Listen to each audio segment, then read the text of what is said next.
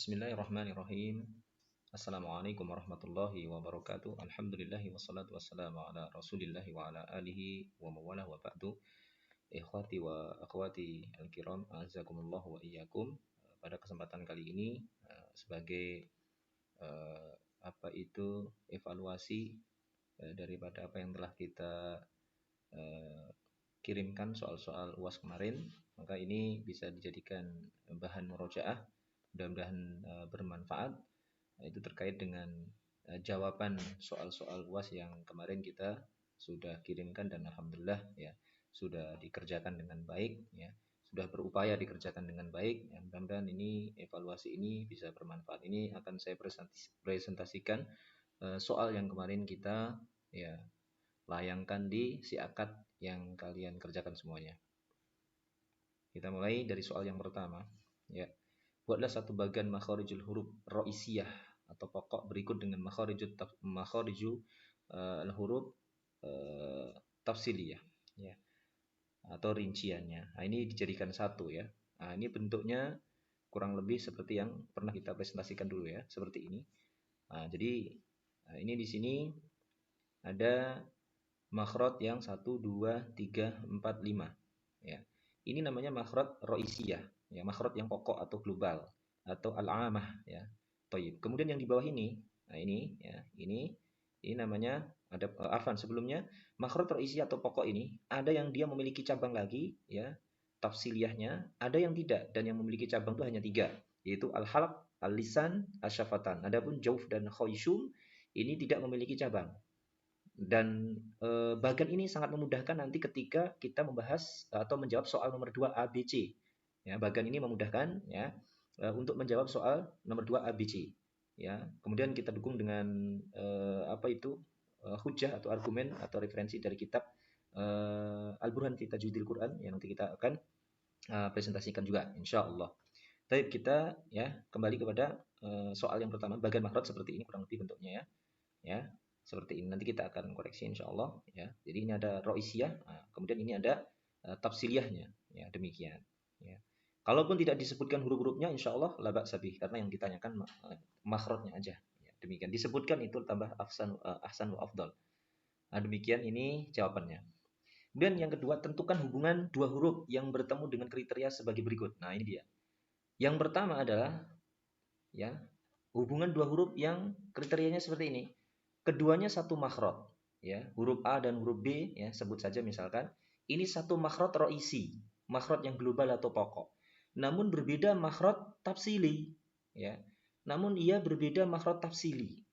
Nah, tidak terdapat makhraj pemisah antara kedua makhraj tafsili tersebut. Taib. Biar ini ada gambaran, kita menuju ke tadi ya, ke bagian tadi. Ini kita ambil contoh di sini ya, halak ya, makhraj halak.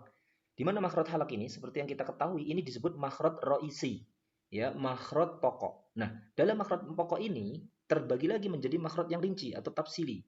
Itu apa? Aqsal halqi, wasatul halqi dan adnal halqi. Nah, pertanyaannya tadi apa? Ya, kita lihat pertanyaannya. Satu makhraj ro'isi berbeda makhraj tafsili ya, tidak terdapat makhraj pemisah antara kedua makhraj tafsili. Nanti kita lihat hujah daripada makhraj pemisah ini gharib, tidak dikenal, atau memang ini sebenarnya ada ya, yang membahas terkait dengan makhraj ini. Baik, perhatikan azakumullah.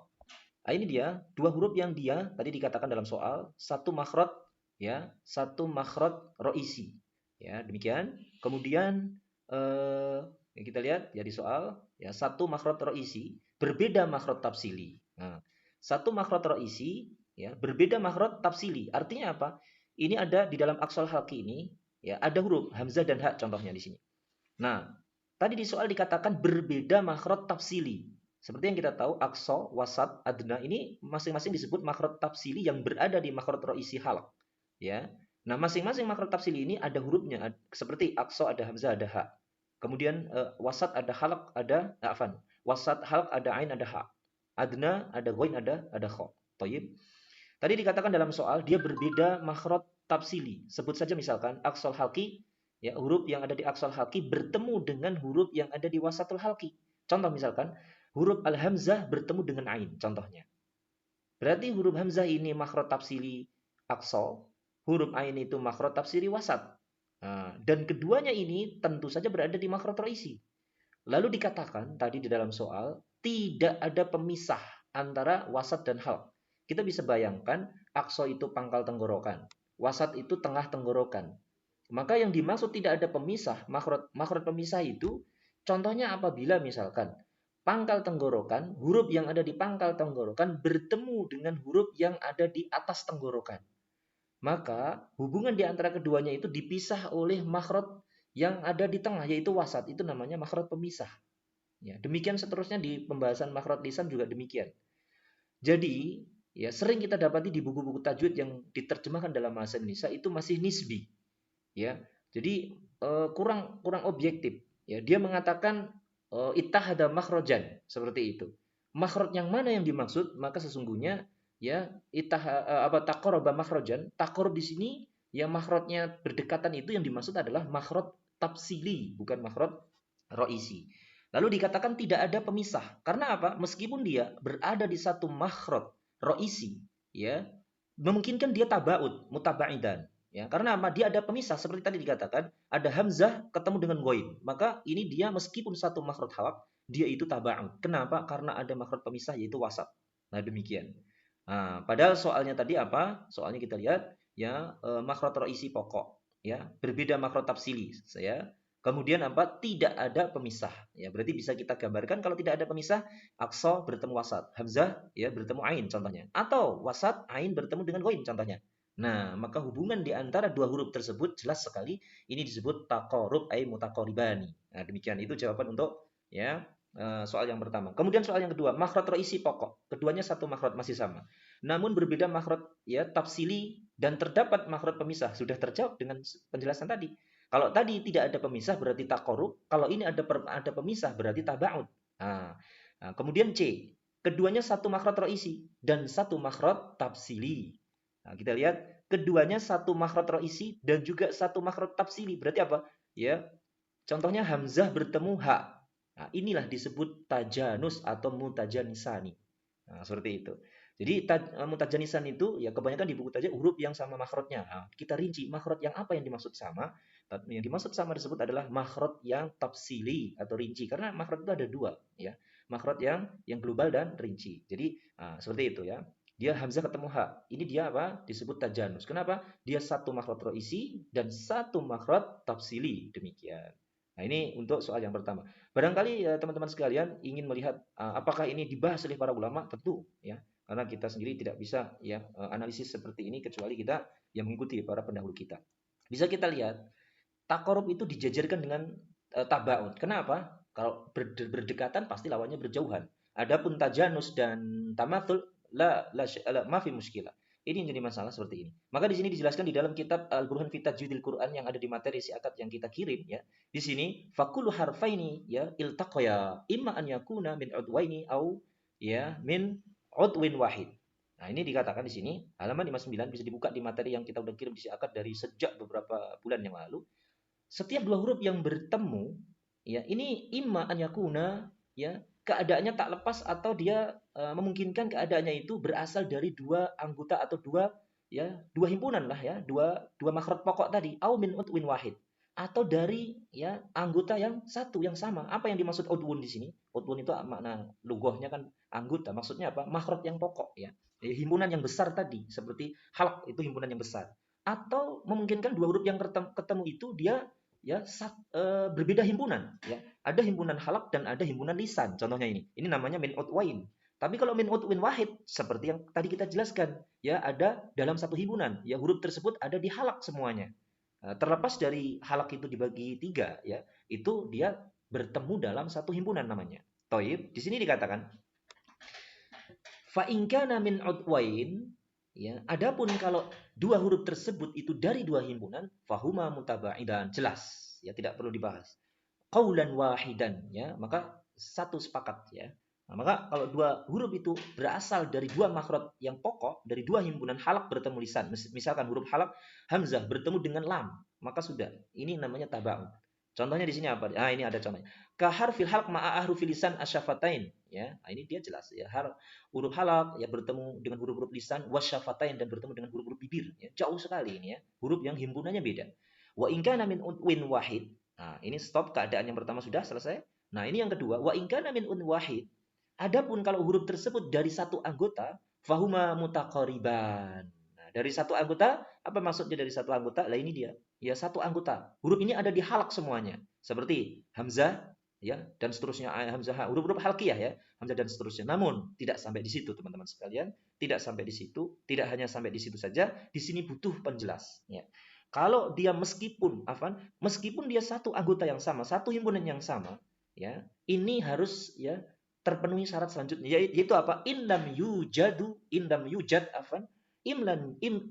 yujad makhrajun fasilun. Ini apabila tidak terdapat makhraj pemisah ya bainahuma ya di antara keduanya. Seperti ka'aksal halqi ma'awasatihi. Nah, maka ini tidak ada pemisah.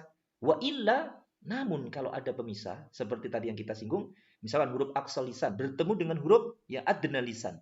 Maka apa dikatakan famutaba'idan. Maka yang demikian ya ini mutaba'idan. Ka aqsahu ma'adnahu seperti aqsal lisan bertemu dengan adna lisan. Aqsal halqi bertemu dengan adnal halqi. Wa ilaika dalilun hadzal bab min tuhfah ya. Adapun dalil dari tuhfah ini butuh syarah ya, bisa dilihat di kitab-kitab syarah dan di antara yang mensyarahnya adalah di antara penjelasannya adalah apa yang barusan kita baca. Nah, ini jawaban dari atau hujjah argumen referensi yang berasal dari kitab yang tadi kita sebut Al-Burhan fi Tajwidil Quran. Jadi apa yang sudah ditanyakan ini bukan tidak apa ya, ghair mu'tabar. Wa inama ya bal hadza ya mu'tabar. Bahkan pembahasan ini dia diakui oleh para ulama ya. Tadi di antaranya kitab yang kita sampaikan.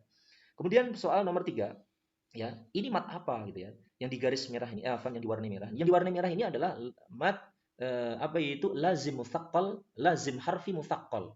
Ya, lazim harfi mutsaqqal. Toib. Adapun yang mimnya, ya, ini tidak ditanyakan yang merah hanya sekaligus kita menyempurnakan. Mimnya itu ya lazim harfi mukhaffaf. Limadza? Adapun lam dikatakan mutsaqqal karena apa? Setelah lam itu ada mim, mim bertemu dengan mim. Lihat lam bertemu dengan mim. Maka lamnya mutsaqqal, mimnya dia mukhaffaf. Demikian. Ya, nah, ya pada ayyuhal. Kebanyakan orang ini sedikit terkelabui disangkanya meskipun gandeng satu tulisan ini disangkanya mat wajib. Padahal ini berasal dari dua kata ya dan yang lainnya ayyuha. Maka ya di sini tentu saja ya mat bertemu dengan hamzah di dua kata, maka ini mat jaiz munfasil. Adapun libasan ya seperti waja'alna laila libasa ma'rufun wa masyhurun, ini adalah mat iwad ya harakatan miternya. Baik. Kemudian soal yang keempat ya, azakumullah, sebutkan yang pertama 6 hukum yang mesti dibaca guna harokatain. Ini sering saya sampaikan ya. Ya, azakumullah, yang pertama adalah ya idgham bi gunnah. Ini bi gunnah harokatain. Kemudian iqlab bi gunnah harokatain. Kemudian ikhfa hakiki bi gunnah harokatain. Kemudian ikhfa syafawi bi gunnah harokatain.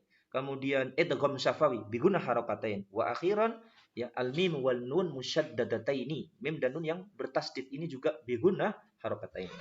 Adapun soal kelima ini sifatnya tilawah ya, kita akan koreksi ya bagaimana penerapan daripada ahkam ya tajwid yang sudah kita pelajari. Demikian ya, barangkali yang sedikit ini ya bisa bermanfaat ya, terlepas daripada apakah pembahasan itu pernah kita bicarakan apa tidak.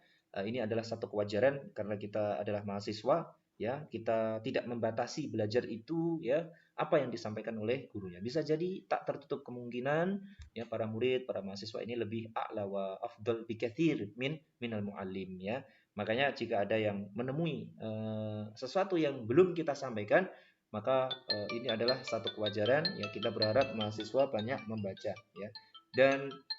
Dan kita akan berikan ya insyaallah ya objektivitas dalam menilai ya, kita akan berupaya ya. Demikian ikhwani wa akhwati fillah azanillah wa iyyakum ya. Mudah-mudahan ini sebagai murojaah ya sebagai murojaah sebagai penutup mata kuliah kita ya. Ini kita berharap untuk tidak putus asa dalam belajar Al-Qur'an khususnya ya. Apa yang kita pelajari dalam satu semester ini sesungguhnya bukanlah mencukupi, tapi ini sekedar untuk membangkitkan semangat kita ya sebagai pintu gerbang ya untuk selanjutnya kalian silahkan ya mencari seluas-luasnya terkait dengan ilmu at-tajwid seperti ini. Dan ini khususon ya Ana ya yang menyampaikan tidak berhenti sampai di sini dalam belajar semuanya atas izin Allah Subhanahu wa taala. Barakallahu fikum jami'an wa Ana sendiri ya meminta maaf ya atas segala kekhilafan, kekurangan ya dalam proses belajar mengajar ataupun yang lainnya. Ini karena diri ana pribadi dan juga dari syaitan. Maka ini semua ya butuh pintu maaf ya dari semua para mahasiswa, para mahasiswi. Saya memohon maaf yang sebesar-besarnya atas kekurangan, kesalahan ya dalam segala bentuknya ya. Nah, makanya saya ulang kembali, saya meminta maaf ya. Al-afu minkum ya katsiran wa jazakumullahu khairan ala ihtimamikum. Mudah-mudahan yang sedikit ini bisa menjadi lagi-lagi pemicu yang untuk melanjutkan studi yang lainnya, yang menelaah dan seterusnya. Tayyib, kita tutup dengan kafaratil majlis. Wa hanakallahu bihamdik asyhadu la ilaha illa anta astaghfiruka wa atubu ilaik. Assalamualaikum warahmatullahi wabarakatuh.